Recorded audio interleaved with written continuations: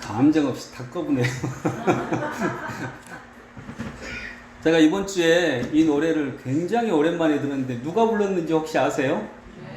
예, 김현희 씨가 한 30년 전에 나온 노래예요. 근데 이번 주에 우연히 이 노래를 들었는데 너무나 좋더라고요. 이분 목소리가 타금이죠. 그리고 리듬도 잘 안 따라가고 그러니까 거칠게 불러요. 근데 그 밑에 이런 댓글이 있더라고요. 그 댓글에 마음이 확 갔어요. 사랑이 목소리를 갖는다면 결코 미성은만은 아니리라. 여러분 그때 정말 그런 것 같아요. 사랑이 만일 목소리를 갖는다면 맑고 투명하고 아름다운 음색만은 아닐 거예요. 사랑은 때로는 거칠고요. 또 때로는 난폭하고요. 또 때로는 우리에게 고통을 주기도 하고요. 눈물을 주기도 하고요. 신앙생활도 마찬가지예요. 예수를 믿는다고 하는 것이 그냥 막 아름답지만은 않아요. 아픔도 있고 눈물도 있고 고통도 있어요. 그런데 전체적으로 보면 아름다워요. 여러분 이 노래도 그렇잖아요. 목소리가 거칠잖아요. 거칠고 이분이 이 노래 부르고 죽었거든요. 병 걸려서. 그래서 굉장히 아팠을 때 녹음한 노래예요. 그러니까 음색도 또는 리듬도 다 거칠어요. 아름답지 않아요. 근데 전체적으로 보면 아름다워요. 좋아요. 신앙도 그렇습니다. 여러분 우상하고 이상, 우상과 이상이 어떤 차이가 있을까? 우리 그걸 한번 생각해 봐야 될 것 같아요. 어린 아이 때는요, 이 꼬마 아이 때는 누가 우상이에요? 부모님이 우상이죠. 부모님이 못하는 게 없는 것 같아요. 슈퍼맨 같아요. 그래서 우상이에요. 그런데 어느 순간부터 부모님의 실체를 알기 시작을 해요. 그리고 내 의식이 성장해요. 실체를 안다는 건 뭐 다른 모습이 아니라 부모님이 슈퍼맨이 아니라는 걸 알게 되는 거죠. 그래서 깨져요. 이런 우상이 깨져요. 왜 깨져야 하죠? 우상이니까. 이상이 아니니까. 실상이 아니니까. 그러다가 중고등학교쯤 되면 또 우상이 하나 나타나요. 뭔 우상이죠? 뭐 BTS. 우리 집사람 같은 경우에 손흥민. 막 정신을 못 차려요.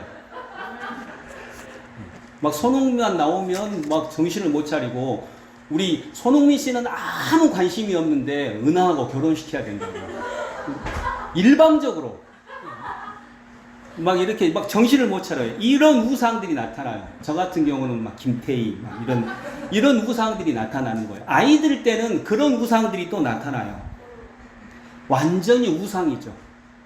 완전히 우상이에요. 그러다가 청년 때쯤 되면 그게 또 깨져요. 그리고 이제 그때 처음으로 만나는 게 있어요. 실상을 만나요. 아, 그렇게 예쁘고 아름답게만 보이는 연예인들도 예쁜 것만은 아니구나. 이런 실상이 있구나. 신앙도 마찬가지입니다. 아, 신앙생활이 정말 그저 아름답고 맑은 것만은 아니구나. 고통이 있구나. 아픔이 있구나. 눈물이 있구나. 이런 실상을 알게 돼요. 그런데 여러분, 그 실상을 만났음에도 불구하고 그 이상을 굳건하게 가져가는 것이 이상이에요. 그런데 실상을 만났을 때 대부분은 이상이 깨집니다.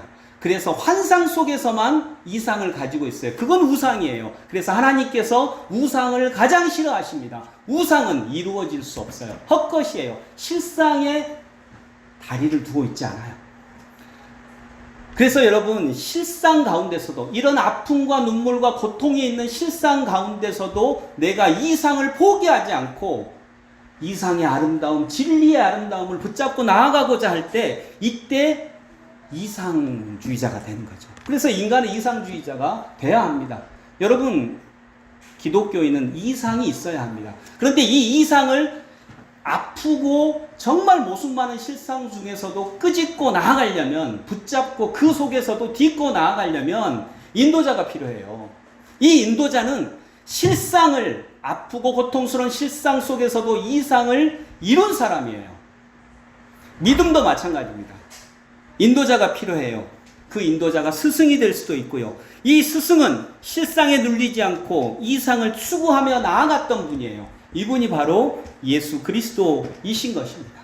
그래서 우리는 여러분 실상을 만나서도 이상을 추구하는 사람들이 그리스도인인 줄로 믿습니다. 아멘. 실상을 만났지만 거칠고 고통 많고 아픔 많은 실상을 만났지만 이 실상에 눌리지 않고 이 실상에 눌려버리면 인생 뭐 별거 있어? 그냥 뭐 친구랑 소주 한잔 하는 거지. 이렇게 그냥 끝나버려요.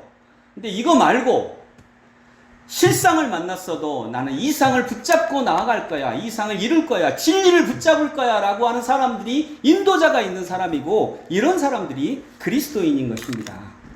오늘은 바로 그런 얘기를 주님에게서 만나보는 거예요. 근데 여러분 이번 달 동안은 제가 3차례에 걸쳐서 성경에 대한 얘기를 할 겁니다. 성경은 인류 지혜의 보고예요. 삶의 지혜입니다. 인간이라면 이런 실상을 만났을 때 어떻게 이 실상을 딛고 진리 붙잡고 나아갈지를 성경은 가르쳐주고 있어요. 그래서 이 과정에서 우리의 인도자가 되어주는 것이 예수님이면서 또한 말씀이에요. 성경이에요. 그래서 성경은 기독교인이 보는 책만은 아닙니다. 성경은요, 모든 인간이 삶을 살아가는 과정에서 성경을 보아야 정말 삶다운 삶을 만날 수 있는 거예요. 또 성경을 잘못하면요, 성경 100번 읽으면 복 받아. 그래가지고 숫자 채우는 거예요. 그런 주술적인 책이 아니에요. 여러분 성경을 한 번도 안 읽어도 괜찮아요. 초대교회 성도들은 그렇게 아름다운 삶을 살았지만 그들은 지금으로 따지면요, 성경 한 번도 안 읽었어요. 우리들도 마찬가지예요. 인생을 정말 예수님의 뜻을 따라 살아가려면 한 말씀이면 좋게요. 주여 한 말씀만 하옵소서 내가 듣겠나이다. 한 말씀만 있어도 돼요. 100번 안 읽고 1000번 안 읽어도 돼요. 그 한 말씀만 내가 따른다면 정말로 한 말씀이면 충분한 줄로 믿습니다. 대신 거기에 권위를 부여해야죠. 이 말씀은 하나님의 말씀이야 라고 하는 권위를, 믿음이 있어야 돼요. 그렇다면 정말 한 말씀이면 됩니다.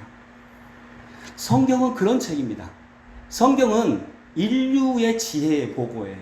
인류라면 누구나 읽어야 되는 삶의 지혜인 것이죠. 42절 읽겠습니다. 42절 뒷부분 있죠. 42절의 뒷부분 같이 읽습니다. 예수께서 가실 때에 무리가 밀려들더라. 아멘. 오늘 이 구절은 아까 말씀드렸듯이 야이로의 딸이에요. 야이로라고 하는 사람의 딸이 12살인데 죽을 병에 걸렸어요. 그래서 예수님한테 와서 무릎을 꿇어요. 그리고 내 딸을 고쳐달라고. 이 야이로는요, 그 당시에 회당장이거든요. 직책이 있는 사람이에요. 근데 예수님 아무 직책이 없거든요. 그 앞에 무릎을 꿇어요. 예수님이 병을 고친다는 소문을 들어서. 여러분, 딸이 아픈 아빠는요, 누구에게든지 무릎 꿇습니다. 자식이 아픈 아빠는 자식이 아픈 부모는요, 누구에게든지 무릎을 꿇어요. 그리고 간절해집니다. 그리고 예수께서 그 사람의 부탁을 듣고 12살 먹은 딸을 고치려고 이렇게 걸어가시는 중이에요. 그런데 또 한 여인을 만나요. 예수께서 가실 때에 무리가 밀려들더라. 예수님은 여기서 어떤 분이에요? 예수께서 가실 때에. 예수님은 어떤 분? 듣고 있어요? 좀 들어주세요. 예, 예수님은 어떠신 분? 지나가시는 분, 가시는 분이에요. 예수님은 가시는 분이에요. 걸으시는 분이에요. 이동하시는 분이에요. 그런데 안 가. 절대로 안 가. 내 생각, 내 판단, 내 자리에서 절대로 안 가. 그리고 내 생각을 고집해. 그리고 생각하는 거예요. 주님이 해결해 주시겠지. 그리고 안 가요. 내가 아픈데, 내가 힘든데 안 가. 예수께서 해결해 주시겠지. 여러분, 내가 아프면 약을 누가 먹어야 돼요? 내가 먹어야 되는데 내가 안 먹어. 내가 안 먹고 남편이 먹어야 돼. 아내가 먹어야 돼. 그러면 내가 나사. 우리 애들이 먹어야 돼. 우리 애들이 좋아지면 내가 나사. 저 같은 경우는 고질병이 있어요. 한나라당이 먹어야 돼. 저는 뭔 생각이 들어도 내가 이 생각을 좀 떨쳐버리기가 어려워요. 한나라당이 고쳐져야 돼. 거기가 고쳐야 돼. 지금은 그 생각을 떨쳐야 될 것 같은데 이게 잘 안 떨쳐져요. 저의 병이죠. 근데 여러분, 내가 아프면 내가 아픈 거예요. 내가 아프면 내가 아프니까 약을 누가 먹어야 돼요? 내가 먹어야 돼요. 구약을 먹고 신약을 먹는다면 내가 먹어야 돼요. 그런데 안 가고 예수께서 고쳐주시겠지. 이게 우리가 좋아하는 설교, 우리가 좋아하는 강의가 이런 것들이에요. 위로는 돼요. 그런데 혁신은 일어나지 않아요. 개혁은 일어나지 않아요. 변화는 일어나지 않아요. 약을 내가 안 먹으니까. 내가 아픈데, 내가 약 먹어야 되는데. 여러분, 우리 에리가 머리가 아픈데 내가 에리 약 대신 먹고 목사님이 대신 먹었다. 너고 나을 거야. 그럼 에리가 아멘. 둘 다 가야죠. 어디를 가겠어요? 둘 다 가야죠. 아프면 아픈 사람이 먹어야 되는 거예요. 예수께서는 지나가십니다. 예수께서는 가시는 분이에요. 우리가 그 길을 따라가야죠. 그래서 여러분 한 말씀을 붙잡아야 돼요. 듣고 잊어버리면 변화가 일어나지 않죠. 43, 44절 함께 읽습니다. 이에 12해를 혈류증으로 앓는 중에 아무에게도 고침을 받지 못하던 여자가 예수의 뒤로 와서 그의 옷가에 손을 대니 혈류증이 즉시 그쳤더라. 아멘. 12살 걸린 아이를 고치시려고 걸어가고 계세요. 근데 그 중에 12해 동안 혈류증 때문에 고통당하는 여인을 만나요. 두 사람은 실은 하나예요. 또 여러분, 열둘이라고 하는 걸 보면, 12는 완전수죠. 그래서 예수님의 제자가 12명, 지파가 12개, 우리 시간도 12시로 끊잖아요. 자, 3은 어떤 완전수? 무엇을 상징하는 완전수? 하늘의 완전수예요. 해, 달, 별. 3은 하늘의 완전수를 뜻해요. 그래서 3일 만에 그 장사 지내잖아요. 하늘로 올라갔다는 거죠. 4는 땅의 완전수예요. 왜요? 봄, 여름, 가을, 겨울, 동서남북, 희노애락, 생로병사, 아버지, 어머니, 아들, 딸 이런 것들이 땅의 완전수를 뜻하는 거예요. 그래서 4는 땅의 완전수예요. 그래서 3 더하기 4가 완전수, 3 곱하기 4, 12가 완전수. 12해 동안 아팠다라고 하는 것은 12살짜리 아이가 죽을 병에 걸렸다라고 하는 것은 우리로 치면 이런 거예요. 아, 이제는 못 고쳐. 이제는 희망이 없어. 완전히 희망이 없어진 거예요. 이제는 끝났어. 이제 희망이 없어. 완전하게 아픈 시간이죠. 해결되지 않는 거예요. 여러분, 부부 사이가 만일 안 좋아요. 부부 사이가 안 좋으면 내가 약을 먹어야 돼요. 내놔야 돼요. 내놔야 돼. 내놔야 되는데 내놓지 않고 가면서 좋은 척 해요. 왜냐하면 내놓으면 부끄러우니까. 그 부끄러움의 강을 건너지 못하니까. 건널 힘이 없으니까. 죽을 것 같으니까. 그런데 그 순간도 지나면요, 이제 더 이상 절망이에요. 아, 희망 없어. 이제 안 돼. 절대로 안 돼. 해결이 안 되는 거예요. 부부의 문제가, 부모와 자녀의 문제가, 사업의 문제가, 내 삶의 문제가 해결이 안 돼요. 그래서 수없이 많은 설교를 듣고, 이분의 설교 듣고, 저분의 설교 듣고, 그래도 해결이 안 돼요. 치유가 안 돼요.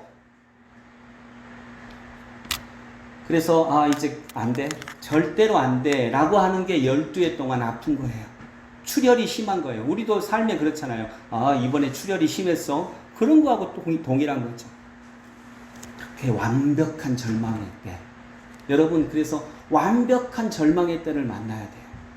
완벽한 절망의 때에 마지막으로 소식이 들려와요. 이 여인도 마찬가지예요. 예수라고 하는 분이 이때 그분을 만나면 다 낫는데 이 소식이 들려온 거예요. 여러분, 그런데 그 소식이 이 여자 이전에 못 들었을까요? 여러분, 뭐 성경에 안 나와 있으니까 모르겠지만 여러분 이전에 못 들었을까요? 이전에 들었을 것 같아요. 들었는데 귀에 안 들어왔어요. 왜 안 들어왔냐?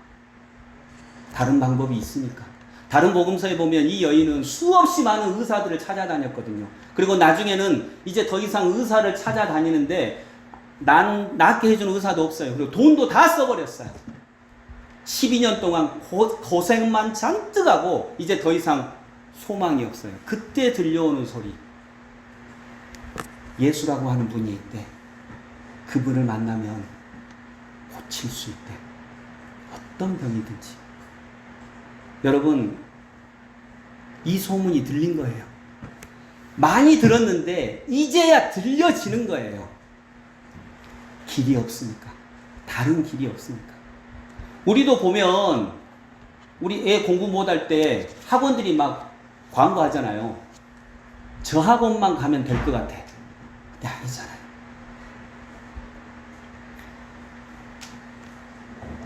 멈출 방법이 없구나. 이 출혈을 멈출 방법이 없구나. 여러 가지로 문제를 해봤어요. 만일 부부 사이가 나쁘다라면 부부 관계 좋은 척도 해봤어요. 가면도 써봤어요. 내 삶 성공한 척도 해봤어요. 괜찮은 척 해봤어요. 아, 그런데 다 안 되구나. 실제로 사회적으로 성공도 했어요. 그러나 삶이 공허하고 아파요. 돈 벌었다고, 자식들 공부 잘한다고, 자식들 서울대 갔다고 될 수 있는 게 아니구나 라고 하는 걸 느껴요. 그때 예수라고 하는 소문이 처음으로 들리는 거죠. 많이 들었는데 처음으로 들리는 거죠. 44절 같이 읽습니다. 예수의 뒤로 와서 그의 옷가에 손을 대니 혈류증이 즉시 그쳤더라. 다른 복음서에 보면 예수의 손에 옷자락만 닿아도 나을 것 같아 라고 말하면서 예수님의 옷자락에 몰래 가서 손을 대요. 누구 손을 대죠? 지금 예수님의 옷자락에 손을 대는데 누구 손을 대요? 사람 말이 말 같지가 않아요. 좀 대답 좀 해봐요. 누구 손을 대요? 내 손을 대야죠. 아픈 사람, 내가 아프면 내 손을 대야죠. 자기 손을 대요. 옷가에 손을 대요. 여러분, 문제는 두 종류가 있어요. 예를 들어서 돈이 없다. 도움을 받을 수 있는 문제가 있어요. 받을 수 있는 문제가 있어요. 돈이 없다라고 하면 누군가 돈을 줄 수 있어요. 물론 주는 사람도 많지는 않지만 돈을 줄 수 있어요. 그런데 내 몸이 병들었어요. 내 영혼이 병들었어요. 그건 누가 자기 건강을 줄 수가 없는 거예요. 그건 받을 수가 없어요. 준다 그래도 받을 수가 없어요. 부모가 생명을 준다 그래도 받을 수가 없는 거예요. 왜냐하면 그건 내가 약을 먹어야 돼요. 내가 약을 먹어야 되는 거예요. 내가 아픈 것은 내가 약을 먹어야 돼요. 그 옷깃에 내 손을 대야 돼요. 목사가 약 먹고 아내가 약 먹고 남편이 약 먹고 그래서 될 일이 아니에요. 내가 먹어야 돼요. 내가 아픈 것을 알아야 돼요. 내가 아픈 것이구나. 그리고 복음을 만나야 되는 거죠. 새로운 생각을 만나야 되는 거죠. 여러분, 이것만 알아도 엄청난 거예요. 아, 내가 아프구나. 자기가 아프다는 것만 아는 사람, 자기가 아프다는 것만 알아도 대단한 거예요. 인류의 95%는요, 남이 나를 아프게 한다고 생각해요. 그리고 평생을 살아요. 남 고치다가. 자기도 못 고치는데. 그래서 약을 남편에게 먹여요. 약을 아내에게 먹여요. 자식에게 먹이고, 한나라당한테 먹이고, 민주당한테 먹이고, 문재인 대통령한테 먹이고. 이것이 우리가 많이 듣는 설교나 강의나 이런 것들이죠. 그러니까 위로는 돼요. 내 탓이 아니라고 하니까. 위로는 돼요. 그런데 변화는 일어나지 않아요. 삶이 바뀌지 않아요. 그의 옷가에 손을 대니 혈류증이 그쳤더라. 여러분, 이건 어마어마한 행동이에요. 어디서 손을 대요? 예수님의 뒤로 가서. 뒤로 가서. 근데 우리는 되게 예수님이 앞으로 가요. 예수님, 내 생각이 맞아요. 예수님 말씀대로 하면 안 돼요. 십자가 지면 안 돼요. 내 생각이 맞아요. 내가 앞에 갈 테니까 나 따라오세요. 그리고 능력만 주세요. 이게 우리의 신앙생활이에요. 베드로 사도님도 그랬어요. 예수께서 베드로 사도님에게 너희는 나를 누구라 하느냐? 그러니까 베드로가 말했죠. 주는 그리스도시요 살아계신 하나님의 아들이십니다. 너무 칭찬했죠. 그걸 너에게 알게 하니는 네가 한 것이 아니다. 하늘에 계신 네 아버지가 그렇게 하셨다. 우리 이쁜 성민이가 몇 년 전에 제가 재정부장님이 안 와서 제가 재정 이렇게 세고 있었더니 성민이가 목사님, 이거 목사님이 다 가져요? 그러더라고요. 그래서 제가 성민이 손을 잡고 기도했습니다. 주님, 이 어린아이의 맑고 투명한 기도가 응답되게 하옵소서. 제가 이렇게 기도를 했죠. 예, 진짜 네 말대로 됐으면 좋겠다. 여러분, 이를 알게 하니는, 그래서 제가 했죠. 이 진실을 너에게 말하게 하니는 혈육이 아니다. 이건 정말 성령으로 인해서 된 것이다. 근데 아직도 그 꿈이 이루어지지 않았어요. 여러분, 베드로를 그렇게 칭찬을 하셨어요. 그런데 베드로가 그때서야 예수님이 베드로를 믿고 진짜 진실을 얘기해 주시는 거예요. 너 믿을만하다. 그러니 내가 진실을 얘기해 줄게. 나 죽을 거야. 나 죽어. 나 십자가에 못 박혀 처절하게 죽을 거야. 근데 3일 만에 살아날 거야. 그러니까 베드로가 그러면 안 됩니다 라고 예수님한테 막 따지죠. 그러면 안 돼요. 예수님 왕 되면 나 영의정 돼야 되는데. 그러면 안 되죠. 예수님 절대 그러지 마세요. 그때 예수님이 하신 말씀이 있어요. 사탄아, 내 뒤로 물러가라. 그게 내 뒤예요.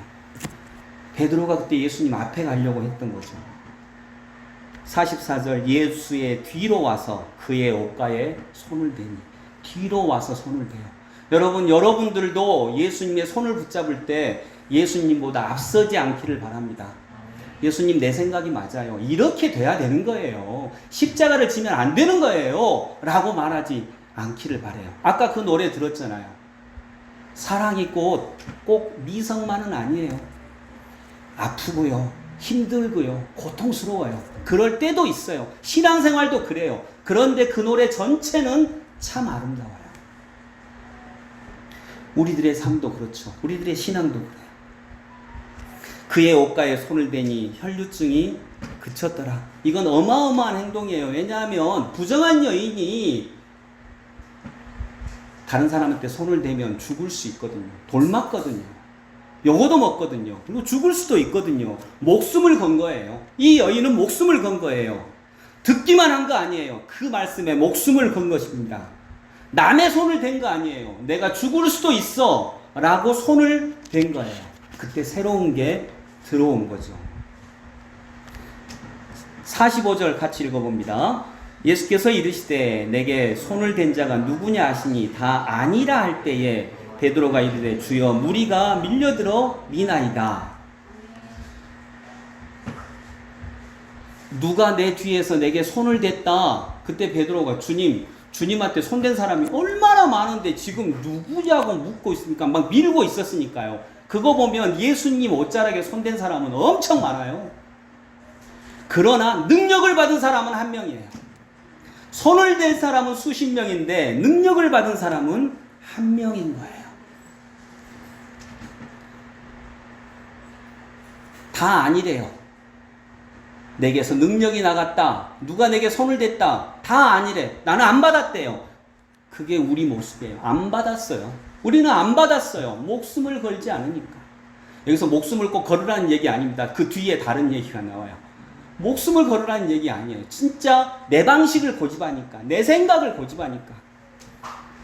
여러분, 이 여인은 어떻게 자기가 돌 맞을 수 있는데, 죽을 수 있는데 손을 댈까요? 손을 댈 수 있었을까요? 이 여인은요, 절망했어요. 그러다가 예수님에 대한 소문을 들었어요. 그건 돈을 내란 것도 아니에요. 그런데 대신 목숨을 걸어야 돼요. 위험해요. 그때 가슴이 뛰어요. 여러분, 누구든지 진리를 만나면 가슴이 뜁니다. 영혼은 진리와 가깝기 때문에 그래요. 진리에 가까운 소리를 들으면 가슴이 뛰어요. 아름다운 소리를 들으면 가슴이 뛰어요.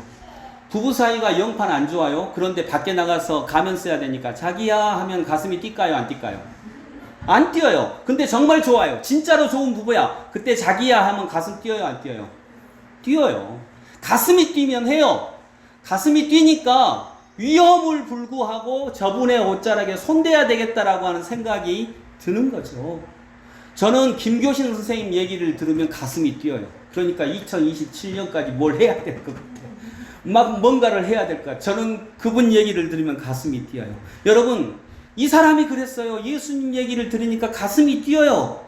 아름다운 음악을 들으면 가슴이 뛰어요. 이 여인의 얘기 들으면 가슴이 뛰어요. 가슴이 뛰니까 위험 무릅쓰고 손을 대는 거예요. 여러분 가슴 뛰는 삶 한번 살아야 되지 않겠어요? 저도 연애할 때는 집사람 보면 가슴이 뛰었어요. 근데 지금은 뛰다가도 차분해져요. 굉장히 고요해지고 묵상의 이 마음으로 딱 진입을 하고 예, 막 그래요. 예. 자, 아동부 예배 좀 드려. 근데 우리가 평생 가슴 뛰는 사랑하면서 살아봐야 되지 않겠어요? 정말 가슴 뛰는 삶을 살아봐야 되지 않겠습니까? 그러니까 이 여인은요, 딴 사람들이 가지 말라고 하는데 예수께 손을 대면 욕먹을 수 있고 돌 맞을 수 있다고 하는데 간 거예요. 가슴이 뛰니까. 그런 뛰는 가슴 한번 만나봐야 되지 않겠습니까? 아멘? 여러분 가슴이 뛰면 해요. 그런데 예수라고 하는 분의 옷자락만 손을 대면 나을 것 같아. 그럴 때 꼭 딴 소리 하는 사람들이 있어요. 그 사람 별거 아니야. 목술에 돈 하나도 없어. 아무것도 아니야. 지 문제 하나 해결하지 못해. 여러분 제가 이번에 들은 얘기가 저기 최원희 성도님 계시는데 최원희 성도님하고 이금희가 김희경 집사님이에요. 이 두 분이 이렇게 이금희 따름이로 이번에 양육과정을 했는데 최원희 성도님이 저한테 그랬어요. 김희경 집사님하고 양육과정 하다가 진짜 많이 새로운 걸 느끼고 많이 변화했다고. 정말 많은 문제가 해결됐다고 저한테 얘기를 하셨어요. 고백을 하셨어요. 근데 그래서 제가 간증하셔야 되겠네요. 그랬더니 절대. 그건 절대. 그런다고 하시더라고요. 근데 그거 진실된 고백이에요. 김희경 집사님 만나서 진짜 많이 저에게 많은 도움이 됐어요. 많은 문제가 해결됐어요. 그럴 때 우리가 할 수 있는 이야기가 있어요. 뭔 얘기냐면 김희경 집사? 자기 문제 하나 해결 못하는데? 아무것도 아니야. 자기 문제 하나 해결 못해서 전전긍긍대는데 그 사람 문제 많아. 그 교회 문제 많아. 그 사람 별거 아니야. 여러분 근데 어떨 때 변화가 일어나느냐? 여러분 김희경 집사님 문제 많아. 완전한 사람 아니야. 자기 문제 하나 해결 못해. 유상선 목사 아무것도 아니야. 문제 많아. 사실이에요, 아니에요? 사실이에요. 사실이에요. 그것이 사실 아니란 거 아니에요. 그거 사실이에요. 그러나 그러함에도 불구하고 아까 제가 실상을 만나도 진리를 붙잡고 나아갈 때 변화가 일어난다 그랬잖아요. 그거 실상이에요. 사실이에요. 사실이 그러함에도 불구하고 그래도 이분 만나면 뭔가가 될 것 같아. 이분의 이야기대로 하면 정말 뭔가 무슨 일이 일어날 것 같아 라고 하는 건 진실이에요. 진짜로 일어나요. 그 말씀 붙잡고 나가면 정말로 어떤 일이 일어나요. 예수의 옷자락만 되어도 뭔가 변화가 일어날 것 같아. 내가 나을 것 같아 하면 주변에서 꼭 그래요. 예수 그거 별거 아니야. 아무것도 아니야. 지 문제 하나 해결 못해. 가난해. 아무것도 아니고 무식하고 능력도 하나도 없어. 그러나 그분의 옷자락만 되어도 내가 다 나을 것 같아라고 하는 믿음을 실상을 딛고 나아가면 이루어져요. 그것이 진리입니다. 근데 왜 이루어질까요? 여러분 가슴은 언제 뛰어요? 김희경 집사 문제 많아. 저는 지금 김희경 집사 얘기하는 거 아닙니다. 또 그런 지금 저한테 양육과정 얘기하면서 정말 그런 고백들을 하신 분들이 많아요. 나 이분 만나서 진짜 좋아졌어요. 이분 만나서 우리 가정이 새롭게 됐어요. 그런 고백들 제가 듣거든요. 양육과정을 정말 진실하게 하신 분들은 그분들 다 얘기를 하는 거고 김희경 집사, 최원희 성도님은 지금 그 예로 드는 거예요. 결론적으로 김희경 집사님 칭찬하는 거예요. 네. 잘 이금희 역할 엄청 잘했잖아요. 문제 많아. 자기 문제 하나 해결 못해. 그때 최원희 성도님이 그래? 에이 괜히 믿으려고 그랬네. 이때 가슴 뛰어요 안 뛰어요? 근데 아니야. 그래도 난 믿어. 난 그 사람 옷자락만 되어도 내가 나을 것 같아 하면 가슴 뛰어요 안 뛰어요? 뛰어요. 여러분 뭐가 나를 해결해 주냐? 뭐가 나의 문제를 해결해 주냐? 내 가슴이 뛰니까 해결이 되는 거예요. 그 사람이 완벽해서가 아니라 우리 교회가 완벽해서가 아니라 뭐 유상선 목사가 완벽해서가 아니라 내 남편이 내 아내가 완벽해서가 아니라 그렇게 믿었을 때 뭔가 하나를 붙잡았을 때 뛰는 가슴이 있어요. 그 뛰는 가슴이 나를 나아가게 하는 거예요. 지나가게 하는 거고 성장시키는 거고 실상을 해치고 진리의 길로 나아가게 하는 거죠. 여러분 이건 진실이에요. 그래서 여러분 예수님을 만난다는 것은 환상이 아니고 이상입니다. 환상은 실상에 뿌리박지 않은 이상이에요. 그러나 실상에 굳건히 발을 딛고 그러함에도 불구하고 진리와 아름다움을 끝까지 그 실상 속에서도 추구해 나가는 것이 이상입니다. 그때 가슴이 뛰어요. 왜냐하면 내게 꿈이 생기니까. 여러분 그런 실상을 만나지 않으면 이상은 이상대로만 있어요. 먼 구름 너머 이야기예요. 그때도 가슴은 뛰지 않아요. 예수님을 만난다는 건 바로 그런 것이죠. 여러분 현실의 많은 문제 속에서도 끝까지 진리를 추구할 수 있기를 바랍니다. 현실의 많은 문제 속에서도 울고 있는 사람을 만나고 울고 있는 자신을 만나고 그 속에서도 울음 속에서도 끝까지 아름다움을 추구하고 함께 손을 붙잡고 나아갈 때 우리의 문제가 해결될 수 있는 줄로 믿습니다. 그 믿음이 그 뛰는 가슴이 우리의 삶을 아름답게 만듭니다. 46절부터 47절 함께 읽습니다. 예수께서 이르시되 내게 손을 댄 자가 있도다. 이는 내게서 능력이 나간 줄 알미로다 하신대 여자가 스스로 숨기지 못할 줄 알고 떨며 나와 엎드리어 그 손댄 이유와 곧 나은 것을 모든 사람 앞에서 말하니. 아멘. 예수께 손을 댄 사람들이 많아요. 수십 명이었어요. 그러나 능력을 받은 사람은 한 명이에요. 그 능력이 어디서 나왔죠? 뛰는 가슴에서 나왔어요. 믿음에서 나왔어요. 믿음에서. 사람들이 그 방식은 옳지 않다고 해요. 그 사람 별거 아니라 그래요. 그래도 믿고 나아갈 때.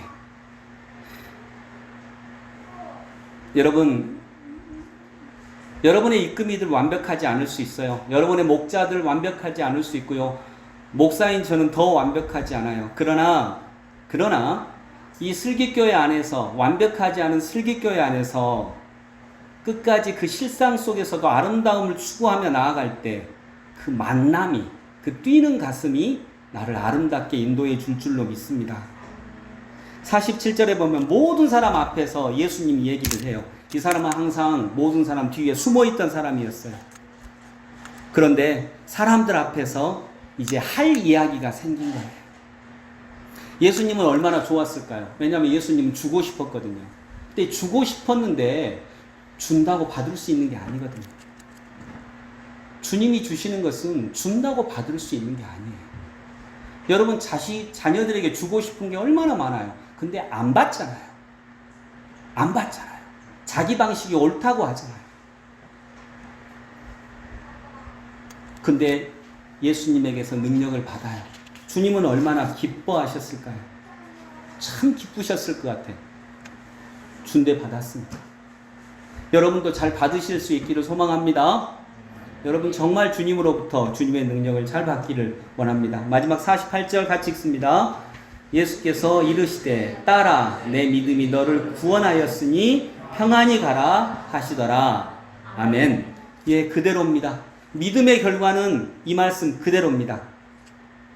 내 믿음이 너를 구원하였으니 평안히 가라.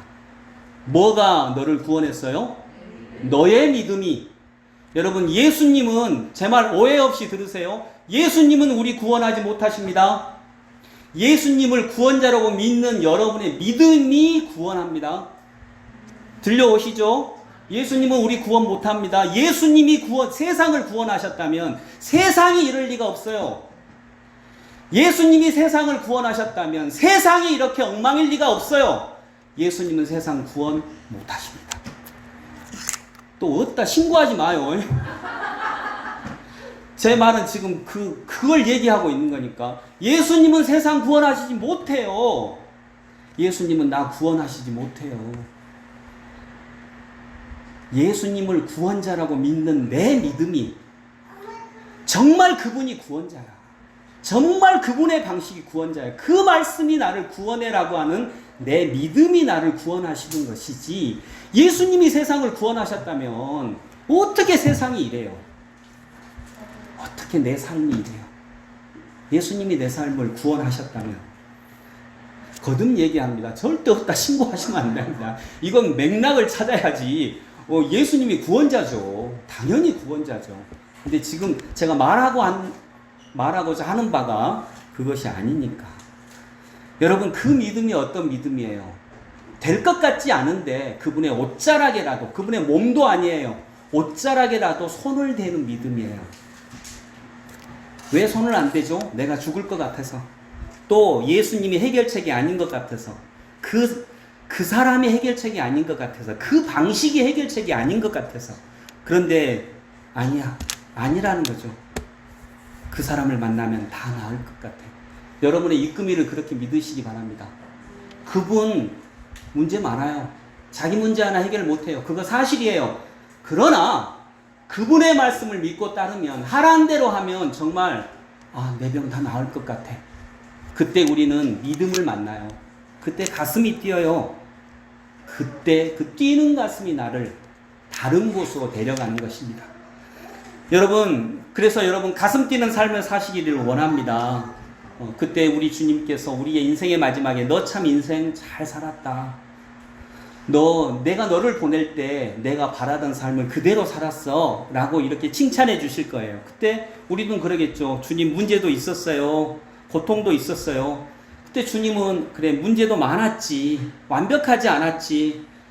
절대 완벽하지 않았지. 그러나 너의 삶은 완벽했어. 이렇게 칭찬하실 거예요. 여러분, 우리 부모님 세대, 저기 우리 부모님 앉아 계시지만 우리 부모님 세대에 하나님이 주신 역사적 사명은요, 생존이었어요. 우리 부모님 세대는 그 역사적 사명을 정말 잘 수행하시고 연세가 저렇게 드셨어요. 우리를 이렇게 잘 살게 해주셨어요. 생존이었으니까. 그래서 완벽하지 않았는데 완벽하신 거예요. 정말 그 삶을 잘 사셨어요. 근데 우리에게 주신 하나님의 사명은 또 달라요. 그건 이제 우리가 찾아야 되겠죠. 완벽하지 않아도 우리가 그 사명을 잘 감당한다면 우리는 완벽하다, 너무 완벽한 삶을 살았다 칭찬 들을 수 있을 것입니다. 여러분, 그런 말씀에, 그런 하나님의 한 말씀에 여러분의 가슴이 뛸 수 있고, 그 뛰는 가슴이 나를 지금과는 다른 곳으로 인도해 나가는, 우리 가문을 다른 곳으로 인도해 나가는 은혜가 있기를 소망합니다. 기도하겠습니다. 고맙고 감사하신 주님, 예수 그리스도의 말씀 믿게 하여 주옵소서. 오늘 성경, 정말 이 성경의 신비 보면 이 성경은 기독교인만이 읽는 책이 아닙니다. 예수님은 기독교인만이 만나야 되는 위인이 아닙니다. 예수님은 구원자이십니다. 주님, 모든 세상의 방식에 절망해서 12해 동안 출혈이 심했던 이 여인이 주님의 옷깃에 손만 대도 내가 나을 것 같아 라고 하는 그 믿음 때문에 가슴이 뛰었고, 그 가슴 뛴 때문에 그는 욕먹고 때로는 돌 맞을 수 있는 그 길을 담대하게 갔습니다. 이 믿음이 우리에게도 있게 하여 주시옵소서. 예수 그리스도 이름으로 기도드립니다. 아멘. 우리를 사용하셔서 이 복음성가 이 악보 보시면서 찬양하겠습니다. 소리 줄여주세요. 소리 좀 줄여주세요.